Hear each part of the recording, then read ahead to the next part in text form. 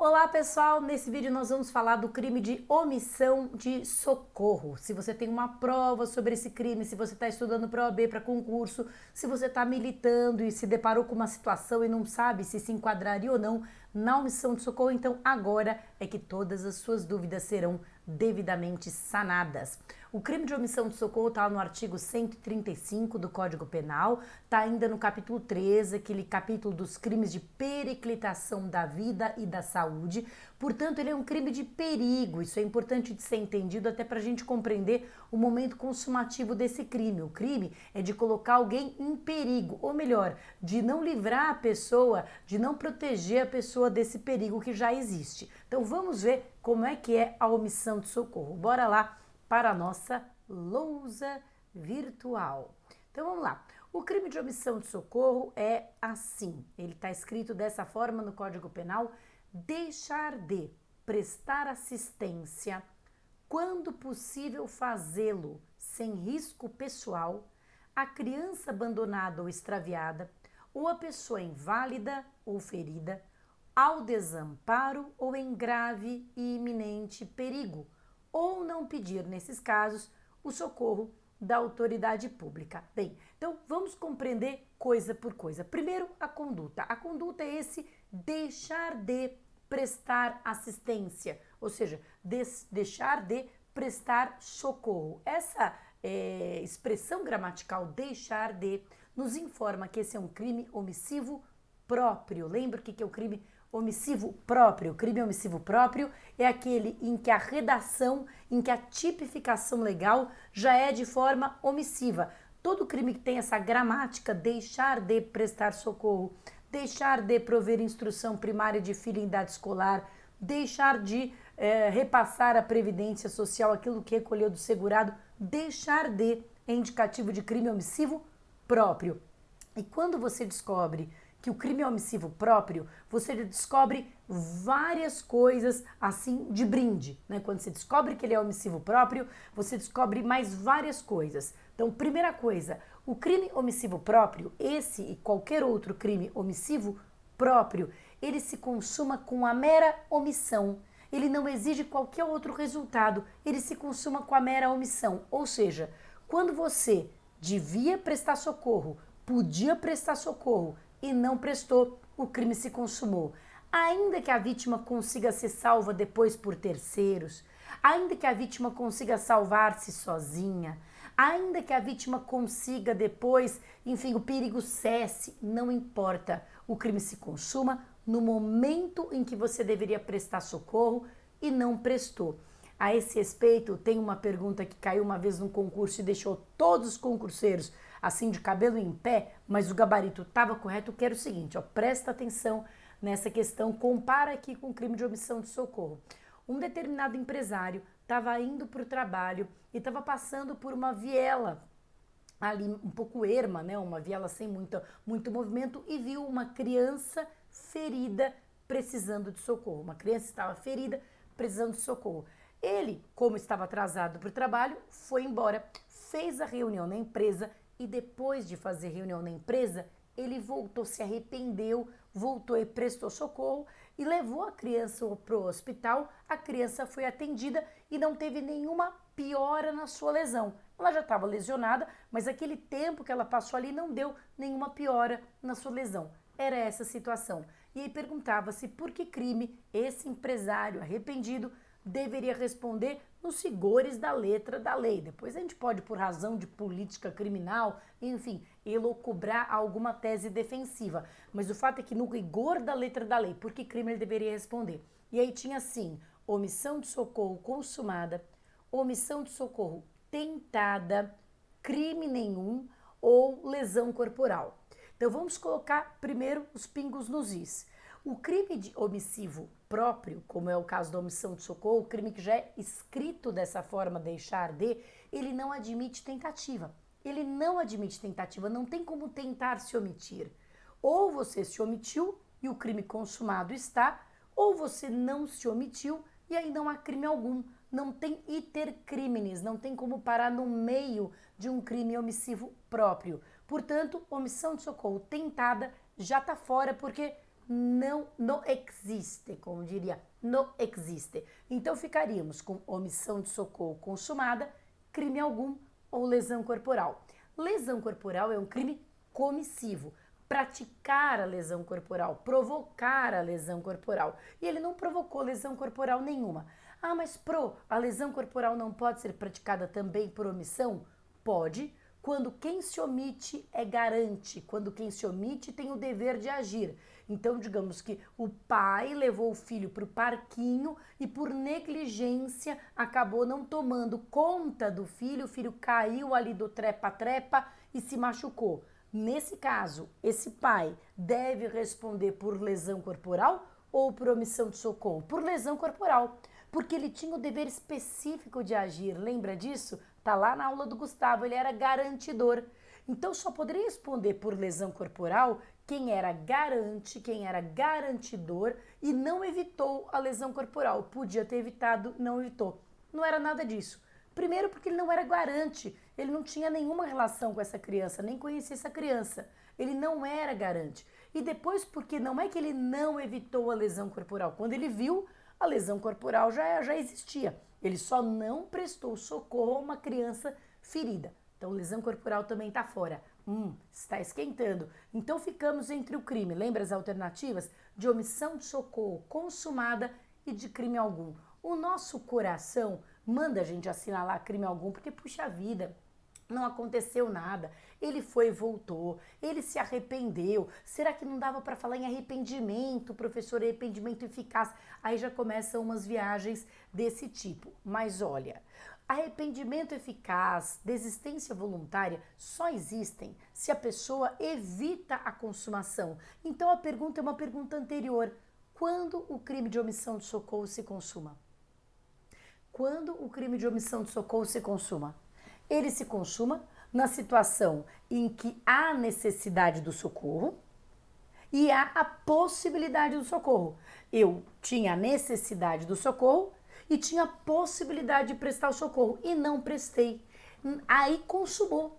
E nada que aconteça depois disso desconsuma um crime. Nada. Tudo que acontece depois pode impactar sobre uma redução de pena, dosimetria e etc. Mas não desconsuma, não tem como desconsumar um crime já consumado. Então o fato é que o crime se consumou quando ele devia prestar socorro, ou seja, viu a criança em perigo e não prestou. Nesse momento o crime se consumou. E nada do que acontecer depois, insisto, se um terceiro tivesse chegado depois de 5 minutos e prestado socorro, ou se a própria criança conseguisse levantar e andar sozinha, ou se a situação de perigo tivesse cessado, não importa, ou se ele mesmo, que era o caso dessa prova de Ministério Público, se ele mesmo voltou e prestou socorro, não tem mais como desconsumar esse crime. Esse fato de que ele tentou, minimizar as consequências dos seus atos poderia ser levado em consideração pelo juiz na dosimetria da pena, mas não teria o condão de desconsumar o crime. Ah, mas não aconteceu nada, mas não precisa, porque o crime se consuma com mero deixar de. É o chamado crime de mera desobediência, de mera abstenção. Eu deixei de fazer aquilo que eu devia fazer, o crime já consumou. Então, como eu disse, quando a gente descobre que o crime ele ganha essa etiqueta crime omissivo próprio, a gente descobre várias coisas a respeito dele de brinde. Primeiro, que ele se consuma no momento da omissão. Segundo, que ele não admite tentativa. É o que eu acabei de dizer. Os crimes omissivos próprios não admitem tentativa. Ou você se omitiu ou você agiu. Não tem como ter um meio termo. Portanto, não admitem tentativa. Beleza? Então, já começamos bem. Deixar de prestar assistência. Só que aí o legislador, ele colocou uma cláusula condicional. Uma cláusula condicional. Quando possível fazê-lo sem risco pessoal. Então, isso significa que quando houver risco pessoal, a omissão de socorro é atípica. Quando houver risco pessoal, é atípica. Só vou responder se eu deixar de prestar socorro quando possível fazê-lo sem risco pessoal. Agora, note que esse risco pessoal é interpretado restritivamente pela doutrina e pela jurisprudência. O que é risco pessoal?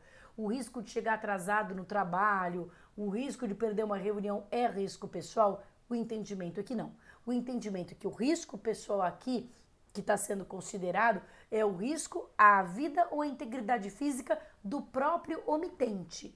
Então, se eu tô ali numa, sei lá, em águas turbulentas, o meu barco virou e eu deixo de prestar socorro, mas não dava para socorrer ninguém porque eu estava me afogando também, isso é um risco pessoal que vai tornar atípica a conduta da omissão de socorro. Então, só vai ser típica a omissão de socorro se eu deixar de prestar socorro quando possível fazê-lo sem risco pessoal. Acontece que quando houver risco pessoal, eu falei, quando houver risco pessoal, o fato se torna atípico, isso é uma meia-verdade. Quando houver risco pessoal, surge uma nova obrigação, que é a obrigação do socorro indireto, que está aí no final. No final da frase está escrito assim, ou não pedir, nesses casos, o socorro da autoridade pública. Então, na verdade, existem duas obrigações, ou prestar o socorro direto, ou quando não for possível fazê-lo sem risco pessoal, chamar o socorro da autoridade pública. Se nada disso for possível, se eu não puder prestar o socorro direto, porque existe risco pessoal, e não puder chamar o socorro da autoridade pública, porque, sei lá, não tem telefone, não tem sinal de celular, o que quer que aconteça, aí não há crime algum mesmo. Então, são duas obrigações, o socorro direto ou socorro indireto, pedir socorro à autoridade pública. Tá claro? Isso para concurso a gente resolve. Agora para a vida prática. Na vida prática se discute um pouco se essa dupla exigência, socorro direto e socorro indireto, é uma exigência alternativa ou sucessiva. Ou seja, vou dizer de uma forma mais simples, se eu podia prestar o socorro direto sem risco pessoal, eu posso simplesmente optar por chamar o socorro da autoridade pública? Veja, se eu não podia prestar o socorro direto porque havia risco pessoal, aí surge o dever de chamar a autoridade pública. Beleza? Beleza.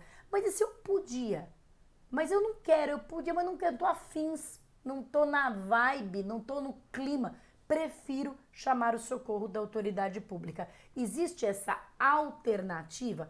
Tem pouca gente que escreve sobre isso, eu sou uma delas, tem pouca gente que comenta esse fato, mas eu defendo, e a melhor doutrina também defende, que não há propriamente uma alternativa, que o agente só pode optar pelo socorro indireto, quando era possível o direto, ele só pode optar pelo indireto, quando esse indireto será prestado no mesmo prazo e com a mesma eficiência. Ou seja, se tanto faz o direto ou o indireto, os dois vão ser prestados com o mesmo prazo e com a mesma eficiência, eu posso optar. Agora, se eu opto pelo indireto, sabendo que o indireto vai demorar mais para chegar, pode ser menos eficiente, aí eu não tenho essa opção. Ou seja, a preferência é o socorro direto. Eu só posso partir para o socorro indireto quando havia risco pessoal ou quando o indireto puder ser prestado com a mesma presteza, ou seja, com a mesma celeridade e com a mesma eficiência. Beleza? Beleza. Agora, para quem? Para quem que eu estou omitindo socorro? E aí o legislador usa uma fórmula que fica meio confusa e depois ele simplifica. Ele fala, criança abandonada, é uma criança que esteja sozinha ou extraviada, perdida, pessoa inválida, pessoa aí qualquer, criança, idoso, qualquer, pessoa inválida, pessoa ferida, pessoa ao desamparo ou em grave e iminente perigo. O que diz a doutrina a respeito desse rol? Criança, isso, pessoa, aquilo. O que diz a doutrina a respeito desse rol? Que ele pode ser todo resumido nessa expressão final, pessoa em grave ou iminente perigo. Então, qualquer que seja a pessoa e qualquer que seja a razão, seja uma pessoa que está em grave e iminente perigo porque é muito pequena, seja porque está se afogando, seja porque estamos num incêndio, seja porque enfim, por qualquer razão, mas ela tem que estar em grave e iminente perigo. Isso é importante, gente, porque se assim não fosse, a gente teria metade de todo mundo preso por omissão de socorro, né? Imagina que uma pessoa que está ali, morador de rua, pede uma comida para você e você não dá a comida, mesmo tendo dinheiro para dar, você não dá. Você responde por omissão de socorro? Não. Não, né? Porque a omissão de socorro precisa de alguém que esteja em grave e iminente perigo, ou seja, o perigo tem que ser grave, um risco de vida propriamente, e iminente, um perigo imediato, não é um perigo para daqui a algum tempo e etc. São situações de emergência. Nessas situações de emergência é que o legislador exige que todos nós desempenhemos a solidariedade social, tá certo? Isso me leva a meu último destaque a respeito desse tipo básico aqui, que é o seguinte: ele, sendo um crime omissivo próprio e não exigindo nenhuma qualidade especial do sujeito ativo, ele pode ser praticado por qualquer pessoa. Ele pode ser praticado por qualquer pessoa. Qualquer pessoa pode praticar omissão de socorro. Agora, se quem se omite era garante, né? Se quem se omite era garantidor da vítima, aí o crime pode ser outro. O crime pode não ser o de omissão de socorro, e sim o crime relativo ao resultado. Peraí, Paty, não entendi, não tem problema, vou te dar um exemplo. Imagina que eu e o salva-vidas estamos na praia deserta aí, eu e o salva-vidas. De repente, nós vemos uma criança, que não é meu filho, nós vemos uma criança se afogando ali no mar. Eu sei nadar muito bem, o salva-vidas sabe nadar muito bem, por óbvio, e nem eu, nem ele vamos salvar a criança e essa criança morre. Essa criança acaba se afogando. Eu e o salva-vidas fizemos a mesma coisa, concorda? Ou não fizemos a mesma coisa. Ou deixamos de fazer a mesma coisa. Deixamos de salvar a criança, sendo que ela precisava ser salva e nós podíamos salvá-la, ok? Só que o salva-vidas é garantidor. Ele tinha um dever específico de agir. Ele tem uma profissão que impõe esse dever a ele. Portanto, o salva-vidas vai responder por homicídio. Homicídio por omissão. Homicídio através da sua omissão, mas é homicídio. Eu, Patrícia Vanzolini, não tinha um dever específico de agir em relação àquela criança. Tinha um dever geral de solidariedade humana, mas não um dever específico. Então, eu vou responder por omissão de socorro. Eu por omissão de socorro. Mas a criança morreu, Paty, não é possível. Você vai me responder por omissão de socorro? Não é muito pouco? Bom, se é pouco, se é muito, aí a gente tem que entrar, né, numa outra conversa. Mas o fato é que eu vou responder por omissão de socorro, olha só, com aumento de pena.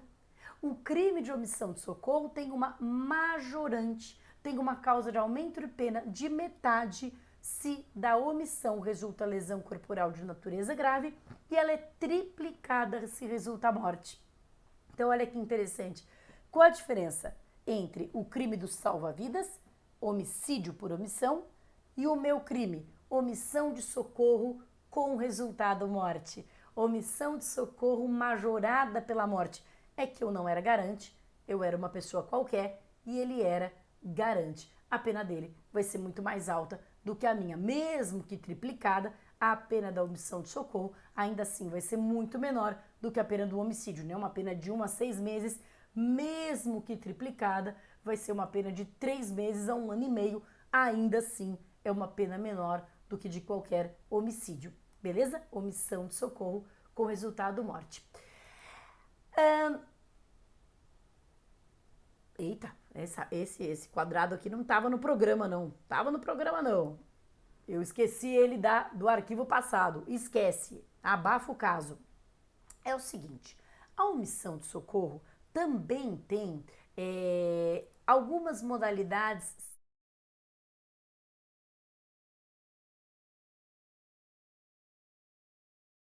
e uma modalidade semelhante no Estatuto do Idoso e também no Código de Trânsito. Ficou meio zoeira aqui o negócio, né? Mas vamos que vamos, quem sabe faz ao vivo. Uma modalidade semelhante no próprio Código Penal e uma modalidade semelhante no Estatuto do Idoso e outra no Código de Trânsito. Saber semelhanças e diferenças entre os delitos e das coisas mais importantes, tanto para o estudante, para concurso, para OAB, para prova de faculdade, quanto para o operador do direito, para o promotor ou para o defensor ou para o delegado ou para o juiz. Todo mundo tem que saber a diferença entre crimes parecidos. é das coisas mais importantes. Então vamos ver aqui os tipos assemelhados. O primeiro tipo assemelhado que está no próprio Código Penal é este aqui. Condicionamento de atendimento médico hospitalar emergencial. Ele está no artigo 135A. Ele foi introduzido em 2012 no Código Penal. E ele parece uma modalidade específica de omissão de socorro. Parece uma omissão de socorro especial.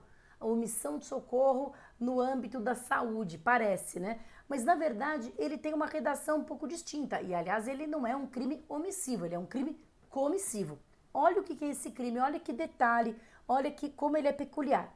Exigir cheque calção, nota promissória, qualquer garantia, bem como preenchimento prévio de formulário administrativo. Então, exigir ou uma calção, que você dê um cheque ali, uma nota promissória, qualquer documento de garantia, ou mesmo que não tenha nada a ver com garantia financeira, exigir o prévio preenchimento de formulários administrativos como condição para o atendimento médico hospitalar de emergência. Então, chegou ali na emergência, alguém em estado de emergência, e o funcionário, né, levando em consideração que a responsabilidade penal é pessoal, né, não existe responsabilidade penal da pessoa jurídica, salvo em crimes ambientais. Chegou ali no hospital e o atendente do hospital exigiu como condição, olha, não vai ser atendido, antes tem que ou dar um cheque calção, dar uma garantia ou preencher um formulário administrativo, isso configura o crime, mesmo que a pessoa seja atendida. Veja, o crime aqui é exigir esses documentos. E mais, exigir esses documentos como condição do atendimento. Né? Se a pessoa já está sendo atendida e aí o funcionário vem querer que você preencha um formulário administrativo, isso não é o crime, não é o delito. O delito é exigir essas condutas aqui de alguém que está numa situação de emergência como condição para o atendimento emergencial. Crime bem específico, né? Bem aquele crime meio que direcionado para situações muito específicas. A pena também aumentada em dobro se da negativa de atendimento resulta lesão corporal de natureza grave ou até o triplo se resulta morte. Eu insisto, aqui não é preciso que a pessoa não seja atendida. Basta que o funcionário exija que antes dela ser atendida, ela tenha que realizar aquelas condutas. Agora, se efetivamente, por terem sido exigidas aquelas condutas, por ela não ter recebido esse pronto atendimento, ela venha morrer ou venha ficar com uma lesão corporal de natureza grave, a pena será maior. Deu para entender esse crime? Beleza. E existem ainda dois tipos semelhantes à omissão de socorro em duas legislações, em duas leis especiais. Uma é o Código de Trânsito. O Código de Trânsito também tem a omissão de socorro específica. Então, aqui vigora o princípio da especialidade. Se alguém omite o socorro no trânsito, responde pelo artigo 304. Em outras situações, 135. Beleza? Eu me lembro de um episódio que teve algum tempo atrás, um rapaz congolês que foi espancado num quiosque ali da Barra da Tijuca. Não sei se vocês se lembram disso. E enquanto ele era espancado, umas pessoas filmaram, ou seja, não fizeram nada, não ajudaram, filmaram. E aí ventilou-se na época, eu honestamente não sei exatamente o que deu, mas ventilou-se na época que tanto aquelas pessoas que estavam batendo, claro, essas deveriam responder por homicídio, acho que mataram o rapaz, quanto as pessoas que estavam filmando poderiam responder por omissão de socorro. Elas não poderiam responder também por homicídio, porque não são garantes, então não responderiam por homicídio por ação, porque não estavam batendo, não responderiam por homicídio por omissão, porque não eram garantidores, mas poderiam responder por omissão de socorro com resultado morte, se ficasse comprovado que elas não prestaram socorro podendo fazê-lo e que, se não pudessem fazê-lo, não chamaram socorro da autoridade pública. Comprovada essa omissão, essas pessoas poderiam responder pelo 135. Agora, o 304 é diferente. Deixar o condutor do veículo, na ocasião do acidente, de prestar imediato socorro à vítima ou não podendo fazê-lo diretamente por justa causa, deixar de solicitar o auxílio à autoridade pública. Então, a omissão de socorro do trânsito, que tem peculiaridades próprias, está lá no 304. E o outro diploma que também tem uma omissão de socorro, também vai haver uma pena aumentada se houver lesão grave ou morte. E a outra omissão de socorro é a omissão de socorro do Estatuto do Idoso. Então, cuidado. Eu disse ali que qualquer um pode ser vítima do crime do artigo 135, mas na verdade, se a vítima for pessoa idosa, o tipo muda para o 97 do Estatuto do Idoso, que tem uma pena maior. Ele é o seguinte: deixar de prestar assistência à pessoa idosa, quando possível fazê-lo, lembrando que idoso é a idade igual ou maior a 60 anos, quando possível fazê-lo sem risco pessoal, em situação de iminente perigo, ou se recusar, retardar ou dificultar sua assistência à saúde sem justa causa, ou não pedir, nesses casos, socorro da autoridade pública.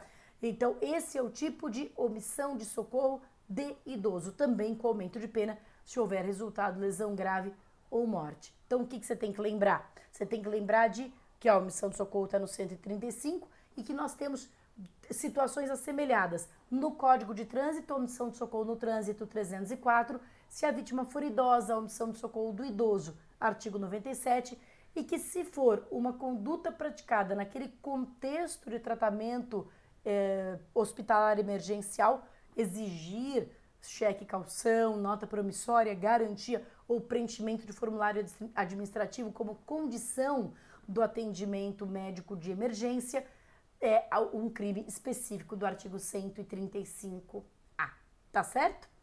Beleza, gente? Então é isso. Omissão de socorro temos. Bons estudos e até a próxima!